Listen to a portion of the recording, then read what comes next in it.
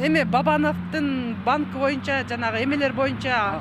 АКБ Кыргызстан замешан в международной афере, которые в свое время завезли сюда мельницы.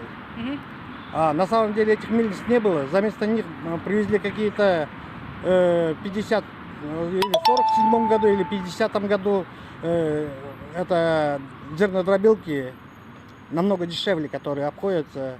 Непосредственно банк АКБ Кыргызстан в этом замешан. Отмыванием денег, да? Отмыванием финансовых средств. Около 70-80 миллионов евро. Эти материалы у вас есть, да? Да. Можете, да, предоставить, если... Мы уже предоставляем. Несколько уголовных дел возбуждено, но она не возбуждает и процесс не отправляет ее. Почему? Здесь коррупционная составляющая, потому что многие чиновники здесь замешаны, и которые сидят сейчас на данный момент в правительстве, и другие должностные лица, должности, высокопоставленные должности занимают. Например, Садыр Жапаров же объявил амнистию экономическую, чтобы они как бы в свое время предоставили информацию. Если они не предоставят, их уже через месяц никто не пожалеет. Вот насчет этого что вы хотите сказать? Насчет этого вряд ли они будут лучше им перевести. Они в свое время переводили финансовые средства, выводили с Кыргызстана в офшоры. Это было доказано. В свое время эта финансовая разведка для этого работала. Она имеет полную информацию об этом.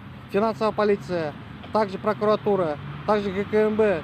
Они все в курсе всех этих событий. Но есть некоторые законопроекты, которые выдвинули субъекты бизнеса, вводя заблуждение и делая коррупционную схему в особо крупных размерах.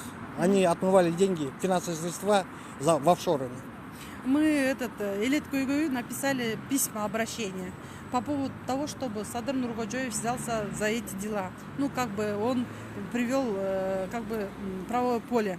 И поэтому ваше объединение может, да, предоставить все однозначно, все документы имеются и в государственных органах, и у нас тоже однозначно. Мы можем подтвердить все документально. Все